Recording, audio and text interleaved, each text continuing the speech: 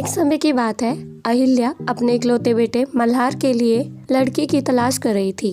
तभी उनके किसी रिश्तेदार ने उनकी मुलाकात कल्याणी से करवाई। कल्याणी पढ़ाई लिखाई में काफी होनहार थी और घर का कामकाज भी काफी अच्छे से संभालती थी। इसकी खूबियों को देखते हुए अहिल्या अपने बेटे की शादी कल्याणी से करवा देती है।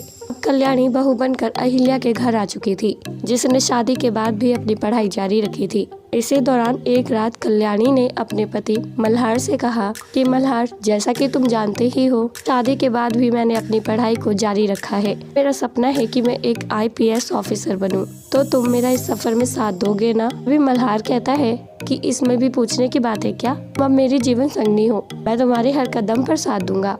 मल्हार की ये बातें सुनकर कल्याणी बहुत खुश होती है और IPS ऑफिसर बनने के लिए अब और भी ज्यादा मेहनत करने लगती है। इसी तरह काफी दिन बीत जाते हैं और अब जल्द ही कल्याणी IPS ऑफिसर भी बनने वाली थी। तभी एक रात जब मल्हार ऑफिस से घर आ रहा था, तब उसका मर्डर कर दिया गया था। जब कल्याणी को अगले दिन पता चला कि अब उसका पति इस दुनिया में नहीं रहा, तो इस बात से वो बहुत दुखी हुई थी।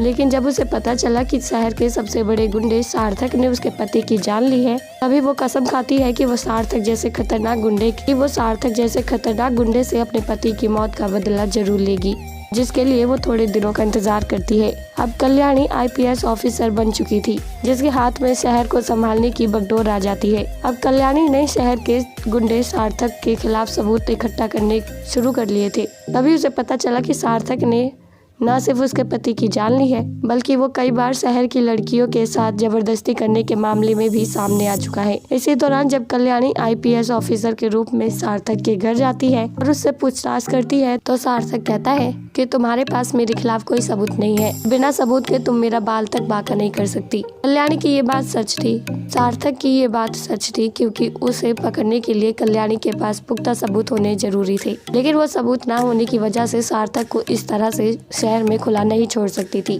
तभी अगले दिन भरी बाजार में कल्याणी सार्थक का पीछा करती है और बाजार में भी उसे सार्थक एक लड़की के साथ जबरदस्ती करते हुए पाया जाता है, जिसके खौफ की वजह से आसपास के लोग उसे कुछ नहीं कह रहे थे। और कल्याणी हार मानने वालों में से नहीं थी, इसलिए उसने भरी बाजार में ही लोगों के बीच खड़े होकर ही अपनी पिस्तौल से तुरंत ही सार्थक का एनकाउंटर कर दिया, जिसकी मौत से आसपास के लोग बहुत खुश थे। हालांकि कुछ लोगों ने कल्याणी को सार्थक पर गोली चलाते देख लिया था, लेकिन जब सार्थक का ये केस लड़ा गया, तो सार्थक जैसे खतरनाक गुंडे की मौत की वजह से कल्याणी के खिलाफ किसी ने एक शब्द तक नहीं कहा था। और इस तरह कल्याणी ने अपने पति की मौत का बदला लेने के साथ साथ शहर के लोगों को भी सार्थक जैसे खतरनाक गुंडे से बचा लिया। तो दोस्तों, कैसी लगी आपको आज की हमारी ये कहानी?